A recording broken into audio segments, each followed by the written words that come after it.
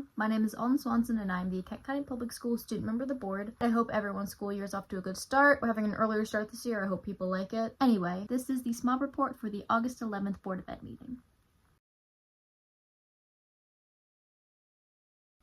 First, I'd like to talk about the approval of the Board of Education's 2025 to 2029 strategic plan. I like to think of this document as a guide for the Board of Ed, as it outlines our values, goals, and plans for the progression of the school district. For the next 5 years, every decision we make as a board should be aligned with the sentiments of this document. According to our strategic plan, our mission is to be an anchor organization that creates an environment of academic excellence through a collaborative, equitable, and rigorous learning community. And our vision is that all KCPS students will graduate equipped to achieve their highest potential. One of the presentations on the strategic plan highlights the overarching strategies we have to achieve our mission and vision, including literacy prioritization, middle grade intervention, STEAM pathway utilization, and taking advantage of local opportunities in Kent County. The fully fleshed out document in board docs on the strategic plan is something I would suggest looking at if you want to get a better idea of the specific plan of action we intend to take. It highlights goals, strategies, a measurement and evaluation plan. Check out if you want to learn more.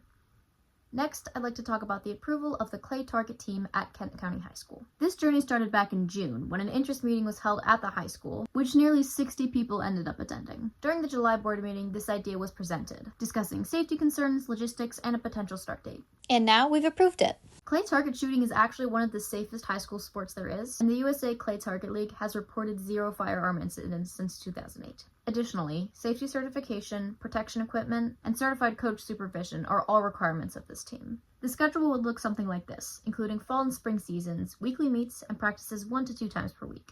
There is a bunch more information in the board docs presentation of this team, which I recommend you check out if you want to learn more. So if you're a high school student interested in joining this team, be on the lookout for information about it this fall.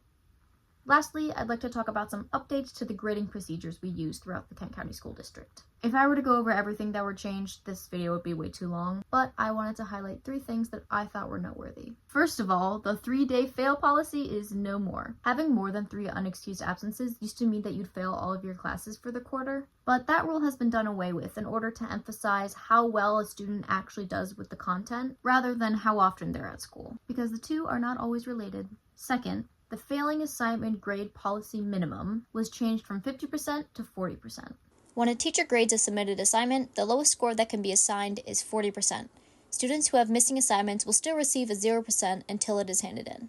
The missing assignment must be submitted within a reasonable time frame explained by the teacher and before the end of the grading period. This actually gives me a chance to explain the grading scale a little bit better, and why we have minimum score requirements in the first place. Think about it this way.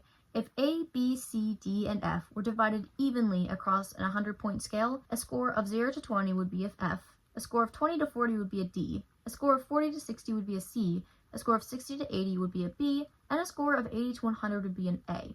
And the score distribution would look something like this. Pretty even, right? Well, the distribution chart actually looks something like this, with anything below a 60 being a failing grade. Requiring a minimum score is meant to balance out this distribution a bit.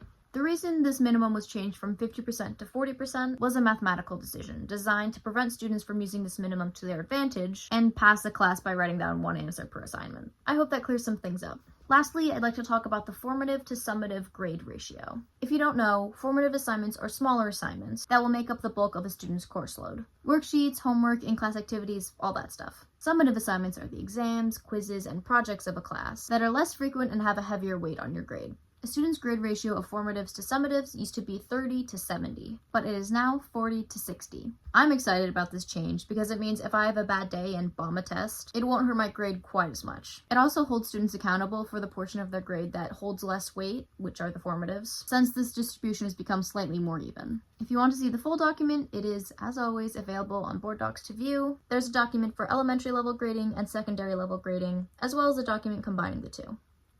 And I think that is all I have for you today. I hope you enjoyed, I hope you learned something, and I hope to see you next time. Bye-bye!